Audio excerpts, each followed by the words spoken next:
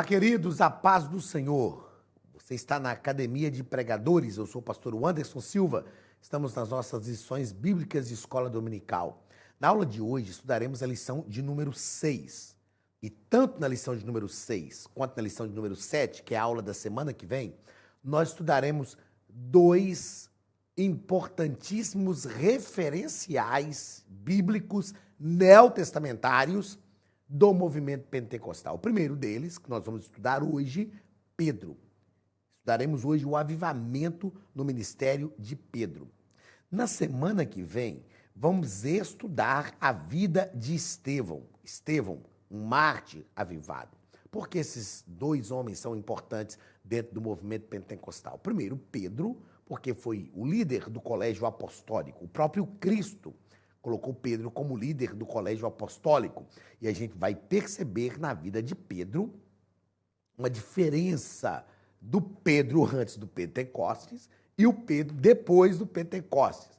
Uma diferença não de caráter, uma diferença não de personalidade, mas uma diferença de atitude. É claro, um caráter moldado, um caráter avivado, sem dúvida nenhuma. Mas nós vamos perceber uma diferença de atitude de Pedro. E Estevão, porque foi o primeiro mártir da igreja, o diácono evangelista, o diácono mais evangelista que já existiu. Estevão, como primeiro mártir, né? A história de Estevão é linda, magnífica, e ele realmente entregou a sua vida defendendo a fé. Então, nessas duas próximas aulas, a de hoje e a da semana que vem, nós estudaremos esses dois referenciais no movimento pentecostal primário, ou seja, no movimento pentecostal na igreja primitiva. E eu tenho certeza que serão aulas muito importantes e com lições práticas para a nossa vida. Seja muito bem-vindo à nossa aula de número 6, aqui na Academia de Pregadores, Escola Bíblica Dominical, Revista dos Adultos, primeiro trimestre de 2023.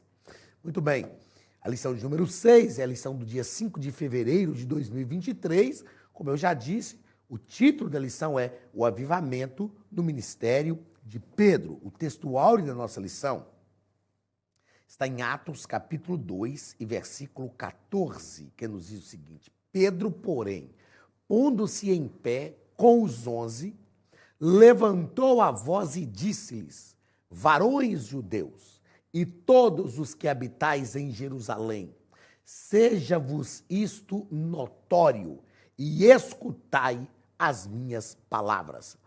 Na leitura bíblica em classe, que nós fizemos na lição passada, que foi do capítulo 2, do versículo 1 ao 13, nós percebemos que no versículo 13, uns diziam e outros zombando diziam, estão cheios de mosto. A leitura bíblica em classe dessa lição de hoje parte justamente do versículo 14, que é a continuação da leitura bíblica em classe da lição de número 5. O mosto aqui era assim, o que quando se fazia o vinho, aquela escória que sobrava, era chamado de mosto. As pessoas usavam esse mosto para se embebedarem, mas era assim, era a escória do vinho. Era a escória do vinho. E eles zombavam e diziam, olha, eles estão cheios de mosto. Assim, em outras palavras, era como se a gente dissesse assim, esse fulano ia beber uma cachaça das mais ruins. Bebeu uma cachaça ruim. Aí Pedro se levanta, junto com os 11, mas ele toma a palavra. A gente vai perceber, vamos fazer já a leitura bíblica em classe, mas a partir do textual nós vamos perceber que Pedro teve ousadia naquele momento. Ele se levanta com muita ousadia para falar e ele fala aquilo que era necessário. A prova foi que o discurso de Pedro, a pregação de Pedro, resultou na salvação de quase 3.000 pessoas. Verdade prática. A vida de um crente pode ser comparada entre o antes e o depois de um avivamento. É claro que isso aqui é algo que precisa acontecer. Precisa acontecer. Às vezes a pessoa fala, eu fui batizado com o Espírito Santo. O que mudou na sua vida? Realmente houve uma transformação? Esse revestimento de poder impactou a sua vida? Fez algo diferente? Te catapultou, te projetou ao serviço no reino de Deus? Tem que ser assim. Né? Então, não tem esse negócio, eu fui batizado com o Espírito Santo, legal, beleza, falei em línguas, tá, mas qual o objetivo disso? Por que isso, não é? Então, a vida de um crente pentecostal tem que ser comparada entre o antes e o depois do avivamento. Palavra-chave da nossa lição é ministério. Vamos pensar isso aqui, ministério. Na plataforma da Academia de Pregadores, nós gravamos um curso sobre vivendo uma liderança equilibrada. Está lá disponível. Se você está assistindo essa aula e não é nosso aluno na Academia de Pregadores, a Academia de Pregadores tem um portal de teologia online, uma plataforma prontinha para te receber. Está prontinho para te receber. Não é? Se você tiver alguma dificuldade, você pode inclusive me chamar lá no meu Instagram. Para quem está fora no mundo americano, eles falam Instagram, que pode me chamar lá na minha bio do meu Instagram, que é pastor o PR, o Anderson S. Silva, tá lá, você pode me chamar, tem lá o meu número de celular, o WhatsApp, você pode me chamar, que a gente tem um direcionamento para você em relação a isso, tá ok? Mas a Academia de Pregadores tem uma plataforma disponível para te receber com todo o recurso que você precisa. E lá nós gravamos um curso sobre vivendo uma liderança equilibrada, onde nós falamos sobre o que é o ministério, o que é a vocação, o que é o preparo e o que é a unção. Então, precisamos entender o que é o nosso ministério. Gravamos também lá, está lá na plataforma da Academia de Pregadores, um curso chamado Crise Vocacional, onde nós falamos sobre como descobrir a nossa vocação, como ter convicção da nossa vocação, como saber para que verdadeiramente eu fui chamado e como trabalharmos essa vocação ministerial. Então, a palavra-chave da nossa lição hoje é ministério, você não pode perder. Qualquer dúvida, me chame lá, vai lá no meu Instagram, na minha bio, pega lá o meu número de telefone, que é o WhatsApp, me manda uma mensagem, pastor, assisti sua aula, você falou disso e tal. A gente tem um caminho para te orientar. Você não pode ficar de fora desta plataforma da Academia de Pregadores, tá bom? Leitura bíblica em classe, como eu disse agora há pouco, está em Atos, capítulo de número 2, versículos 14 ao 24. Pedro, porém, vamos lá no 13, para gente não perder o fio da meada, e outros zombando diziam, estão cheios de mosto. Pedro, porém, pondo-se em pé com os 11, levantou a voz e disse-lhes, varões judeus, e todos os que habitais em Jerusalém, seja-vos isso notório, e escutai as minhas palavras. Estes homens não estão embriagados como vós pensais, ou seja, não beberam essa cachaça ruim que vocês estão pensando aí, sendo esta a terceira hora do dia. Mas isto é o que foi dito pelo profeta Joel, e nos últimos dias acontecerá. Isso eles conheciam, porque eles conheciam a Torá. Né? A Torá ela é composta da lei e dos profetas, era o Pentateuco, né? E os profetas anteriores e profetas posteriores. Os profetas anteriores eram os livros históricos e poéticos, e os profetas posteriores, lá na Torá, eram os livros proféticos que nós temos hoje, que ainda temos hoje, né? Já havia naquele tempo tanto os profetas menores quanto os profetas maiores. Então, Pedro chama a atenção deles para aquilo que eles conheciam. Eles conheciam os oráculos proféticos de Joel. Aí Pedro diz, isto é o que foi dito pelo profeta Joel, e nos últimos dias acontecerá, diz Deus, que do meu espírito derramarei sobre toda a carne, e vossos filhos e vossas filhas profetizarão, os vossos jovens terão visões, e os vossos velhos sonharão sonhos, e também do meu espírito derramarei sobre os meus servos, e aqui são os escravos, e minhas servas, que não participavam da vida religiosa da família, Ele diz: derramarei do meu espírito sobre os meus servos e sobre as minhas servas naqueles dias, e eles profetizaram. Isso era um absurdo, ver um escravo profetizando. Na mentalidade judaica, isso era impossível. O escravo não podia nem participar do culto, nem participar da vida cultica da família. Era escravo. Aí Deus está dizendo: até eles vão profetizar. E farei aparecer prodígios em cima no céu, e sinais embaixo na terra, sangue, fogo e vapor de fumaça. O sol se converterá em trevas e a lua em sangue, antes de chegar o grande e glorioso dia do Senhor. E acontecerá que todo aquele que invocar o nome do Senhor será salvo. Pedro está dizendo: este tempo chegou. E é claro, como eu já disse aqui em aulas anteriores, escatologicamente, nós ainda cremos num cumprimento pleno desse texto de Joel, mas já começou o cumprimento, já começou em Atos. E acontecerá que todo aquele que invocar o nome do Senhor será salvo. Versículo 22. Varões israelitas, escutai estas palavras. A Jesus Nazareno, varão aprovado por Deus entre vós, com maravilhas, prodígios e sinais, que Deus por ele fez no meio de vós, como vós mesmos bem sabeis. A este que vos foi entregue pelo determinado conselho e presciência de Deus, tomando-o vós, o crucificastes e matastes pelas mãos de injustos, ao qual Deus ressuscitou. Soltas as ânsias da morte, pois não era possível que fosse retido por ela. Por que não era possível que Jesus fosse retido pela morte? Por causa da sua santidade, por causa da sua perfeição. A morte não pôde detê-lo, porque ele não pecou. E se o salário do pecado é a morte, Jesus não tendo pecado, então ele não recebeu esse salário. Então a morte não pôde detê-lo. Perceba que Pedro está envolvido e no clima daquele momento.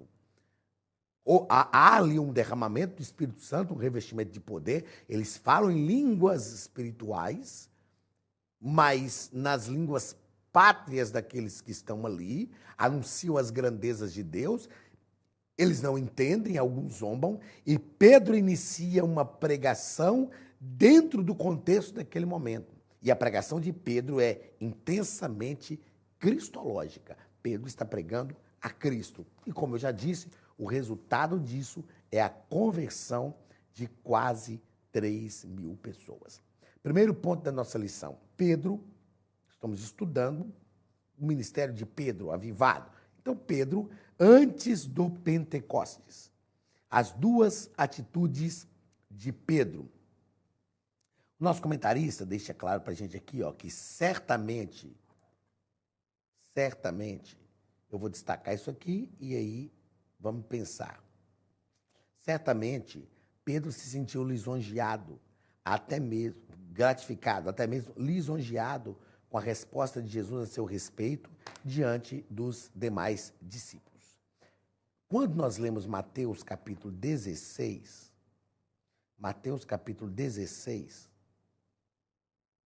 Jesus pergunta aos discípulos, o que dizem os homens a respeito do Filho do Homem?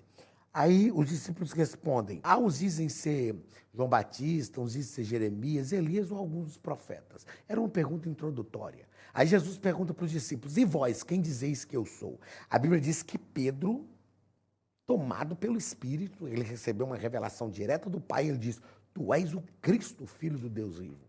Aí Jesus diz, essa é a primeira atitude, Jesus diz para Pedro, bem-aventurado és tu, Simão Bar-Jonas, não foi carne e sangue que tu revelaram, mas o meu Pai que está no céu. Eu te digo, tu és Pedro, sobre esta pedra, que foi a declaração dele, sólida, forte como uma rocha, eu edificaria a minha igreja, e as portas do inferno não prevalecerão contra ela. Nas tuas mãos põe a chave do reino dos céus, que ligares na terra terá sido ligado no céu, desligares na terra terá sido desligado no céu, enfim. Eu imagino Pedro assim, se arrumando e dizendo, recebi, tá vendo? O elogio de Jesus que ninguém nunca recebeu. Eu tive uma revelação que ninguém teve. Aí a Bíblia diz que, eu costumo dizer, se Jesus dobra uma esquina ali, aí Jesus começa a falar com eles, eu vou para Jerusalém, vou ser entregue nas mãos dos pecadores e tal. Aí Pedro diz, não, isso não vai acontecer, eu não vou deixar isso acontecer. Aí Jesus diz, para trás de mim, Satanás. Algumas coisas nós aprendemos ali. Pedro tem uma atitude porque recebeu uma revelação dada diretamente pelo Pai. A Academia de Pregadores tem um recado para você. Olá, queridos alunos e alunas da Academia de Pregadores, que bom ter você conosco neste momento tão especial. Estamos aqui para apresentar a nova plataforma da Academia de Pregadores, que foi construída ao longo dos últimos meses com muito carinho, um grande investimento, para levar até você não somente um conteúdo de excelência, mas também tecnologia de ponta. Veja comigo. Os cursos estão organizados por trilhas na página principal. Aqui você encontra sugestões, lançamentos, temas específicos e outras categorias. No final da página tem uma trilha com todos os cursos. Após começar os seus estudos, a primeira trilha será Continuar assistindo, que mostra somente os cursos iniciados por você. Sobre a capa do curso, consta o número de aulas, a carga horária e um botão para adicionar os favoritos. Nesta seta, você pode expandir e ver um vídeo de introdução. Para fazer login, clique no avatar no canto superior direito e insira o seu e-mail e senha usados no cadastro. Caso tenha esquecido a senha, é só clicar neste link, preencher o e-mail cadastrado e a senha será enviada.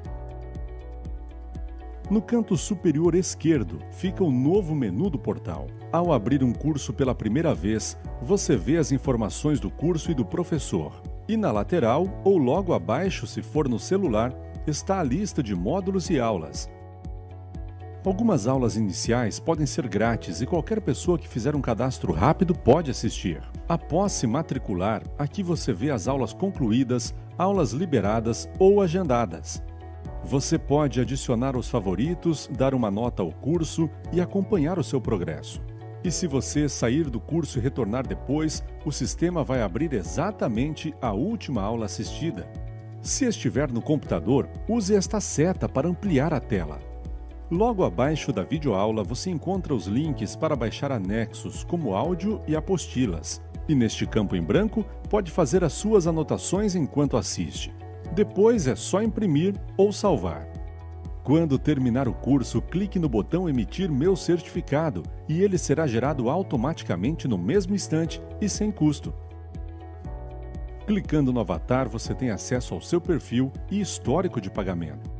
Em Meus Cartões, pode adicionar um novo cartão de crédito para fazer o pagamento do seu plano. Se você já era nosso aluno e seu cartão não aparece aqui, adicione um cartão na nova plataforma.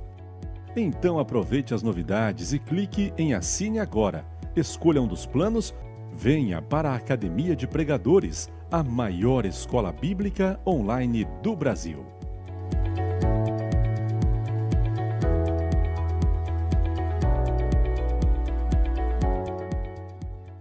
Pelo Pai. Mas logo depois, Pedro tem, logo depois em Mateus capítulo 16 e o versículo 23, Pedro se deixa ser usado pelo diabo. E Jesus diz, para trás de mim, Satanás. Sabe o que eu aprendo? Uma das coisas que eu mais aprendo aqui, nessas duas atitudes de Pedro, é que não é porque nós recebemos uma grande revelação de Deus que estamos isentos de sermos usados pelo diabo. Cuidado, cuidado, porque o diabo pode nos usar, não se apoderar de nós, mas nos usar em algum momento. Então precisamos ter cuidado. Aí Jesus repreendeu Pedro. Opa! Agora, como diz nosso comentarista, como deve ter sido desconfortável para Pedro ouvir uma pesada reprimenda após uma palavra de aprovação. Nós precisamos entender que os bons atos que nós cometemos não nos dão salvo-conduto para cometer falhas. Mas as falhas que nós cometemos também não anulam os bons atos que nós tivemos. Então, quando precisou elogiar, Jesus elogiou, precisou repreender, Jesus repreendeu. E Pedro fez em público, Jesus elogiou em público. Pedro cometeu uma falha terrível em público, Jesus repreendeu também em público, para servir de lição para os outros. Nós precisamos ter esse tato, esse cuidado e essa liderança, aprender nessa liderança de Jesus. Agora, por que Jesus repreende Pedro? E por que Jesus não critica Pedro? Pedro estava num processo processo de ensino. Jesus estava ensinando Pedro. Jesus estava conduzindo Pedro nesse processo de ensino. E nesse processo de ensino cabia tanto elogio quanto a repreensão. Segundo parágrafo, Pedro nega Jesus por 3 vezes. A primeira vez, Pedro negou Jesus diante de uma criada. A segunda vez, ele negou Jesus diante de outra criada que disse que viu ele com Jesus.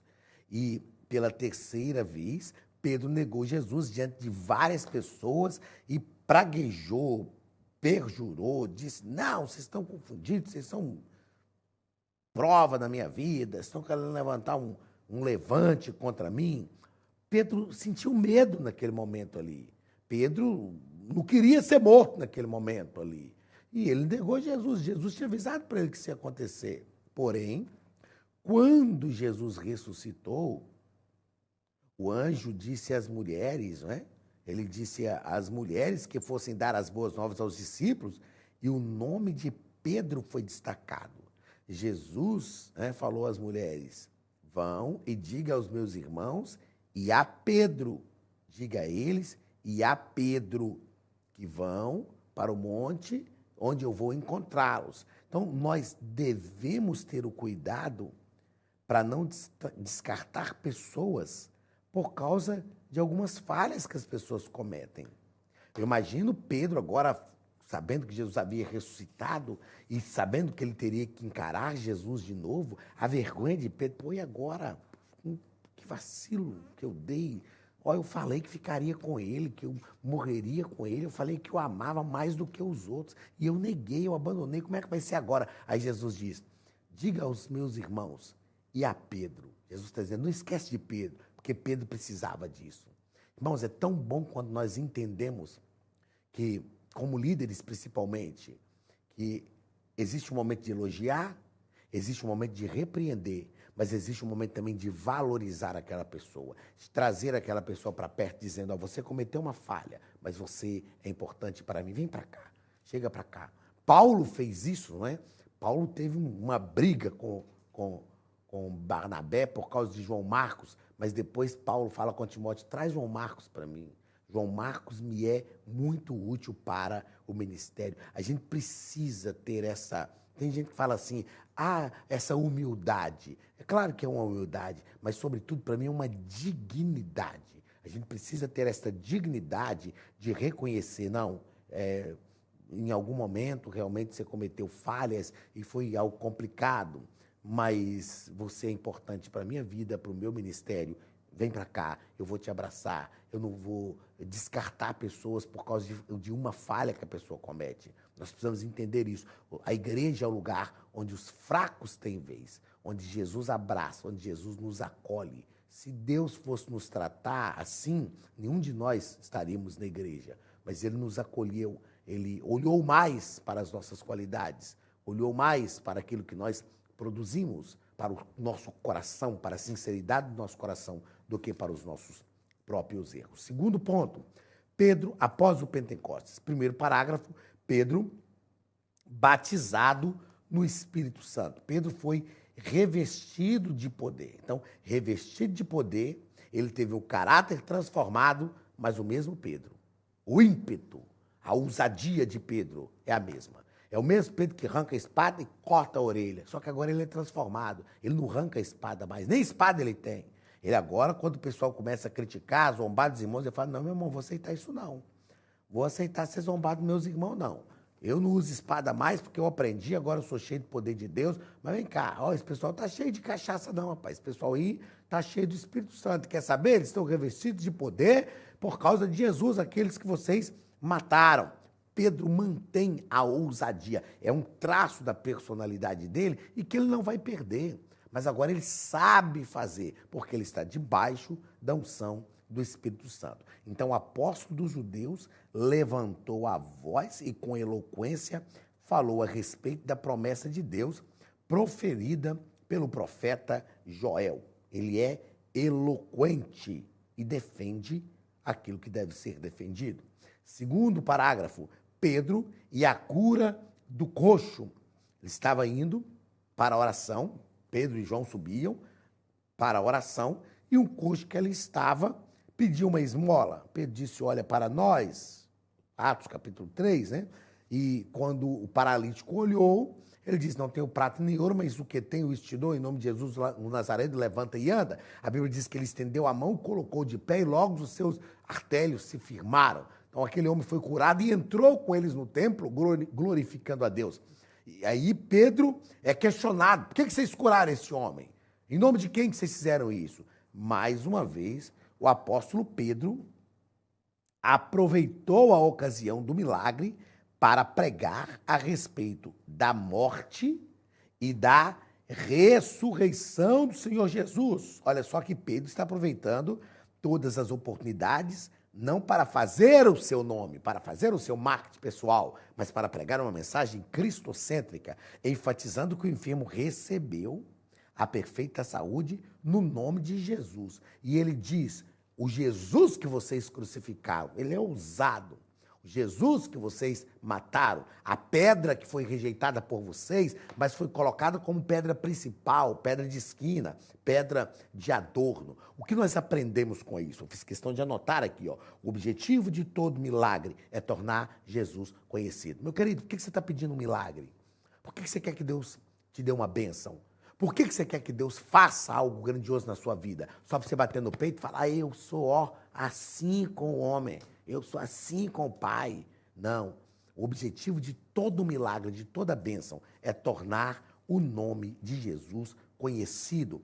Pedro entendeu isso. Terceiro parágrafo, Pedro avivado em outras ocasiões. Então temos aqui outras ocasiões. O avivamento do Espírito Santo na vida de Pedro foi notório. Em outras ocasiões, quase 5.000 pessoas aceitaram a Cristo como Salvador após a mensagem de Pedro. Atos capítulo 4. Depois nós vamos ter destacado aí mais duas situações em Lida e em Jope. Duas situações que Pedro foi cheio do Espírito Santo e a mensagem do Evangelho, através da vida de Pedro, alcançou pessoas. Ou seja, uma vez cheios do Espírito Santo, que nós aprendemos com Pedro, né? Uma vez cheios do Espírito Santo, é preciso manutenirmos isto, para que esse Espírito transborde. Deus não quer que nós sejamos. O crente não foi feito para ser cheio. Não, não é ser cheio. Nós nascemos e fomos gerados pelo Espírito para transbordar.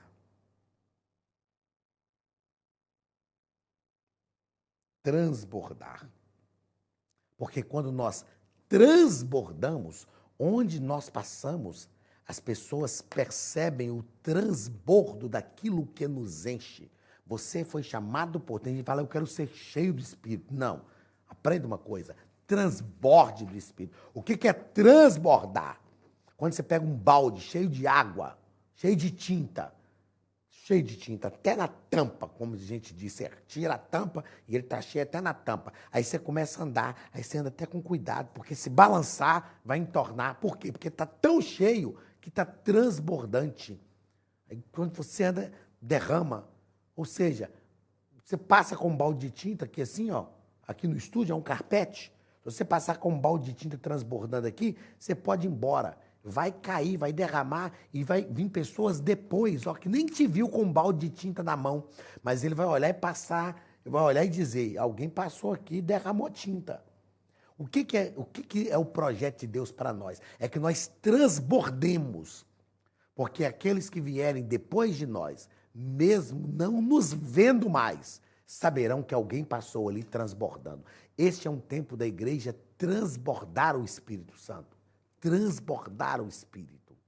Porque é no nosso transbordo que o nome de Jesus vai ser glorificado. Você precisa transbordar no seu trabalho, na sua casa, na faculdade, na rua, na fila do banco, da casa lotérica. Você precisa transbordar. Não transborde ira, mágoas, contendas. Não transborde amargura, rancores, opressões. Não transborde falta de perdão. Transborde o Espírito Santo. Este é o projeto de Deus para a tua vida. Terceiro e último ponto, a igreja de hoje e o avivamento do Pentecostes. Primeiro parágrafo, a igreja atual e o Pentecostes. O Senhor Jesus previu que antes da sua volta haveria uma grande falta de fé. Daí a reveladora pergunta: quando vier o Filho do Homem, porventura, achará fé na terra? Esta pergunta é muito importante. Quando vier o Filho do Homem, porventura, achará fé na terra? Como está a nossa vida hoje, agora, neste momento? Nós já estamos vivendo esses dias. O esfriamento espiritual, a falta de fé, a falta de amor. Nós já estamos vivendo esses dias. Eu não posso permitir que isso aconteça na minha vida. Eu preciso orar para que Deus não permita que isso aconteça na minha vida. E como isso pode não ser uma realidade em mim, se eu estiver transbordando o Espírito Santo. Então a igreja atual precisa de um avivamento pentecostal. Segundo parágrafo, tempos de multiplicação da iniquidade. Nós estamos vivendo uma época marcada pela multiplicação da iniquidade, o esfriamento espiritual e o esfriamento do amor. O Senhor Jesus também previu um sinal altamente positivo a respeito da pregação do evangelho no mundo. Em tempos de crise, nós temos oportunidades para grandes mudanças. Nós estamos vivendo hoje, eu anotei aqui, momentos proféticos. Nós estamos vivendo os momentos proféticos, profetizados por Jesus no sermão profético. Então precisamos estar alertas. Nós precisamos despertar. Eu ministrei esses dias um ciclo de estudo nos Estados Unidos, falando sobre despertarmos do sono. Nós precisamos orar para que Deus desperte a igreja da letargia espiritual. Esse sono profundo que a pessoa parece que está acordada, mas na verdade está dormindo. Ela até faz algumas coisas que está acostumada a fazer com os olhos abertos, mas está dormindo. A letargia, um sono profundo do qual a pessoa pode ser despertada, mas que ela vai ser tomada de novo pelo sono, arrebatada de novo pelo sono. Nós precisamos nos despertar da letargia espiritual e entender que estamos vivendo momentos proféticos e que são os últimos momentos da igreja. Terceiro e último parágrafo, a igreja será arrebatada. Se estamos vivendo, se reconhecemos que estamos vivendo esses momentos proféticos, escatológicos, ditos por Jesus no sermão profético, nós precisamos entender que a nossa redenção está mais perto agora do que quando recebemos a fé. Estejamos alertas, precavidos e antenados com os céus. Percebamos os movimentos proféticos que estão acontecendo em nossa época e estejamos prontos para o arrebatamento da igreja. Deus te abençoe. Na aula que vem vamos estudar a vida de Estevão. Vamos falar sobre Estevão, um Marte avivado. E vamos aprender com este grande diácono evangelista da igreja a ter uma vida avivada e ver o céu aberto. Grande abraço e até a semana que vem em nome de Jesus.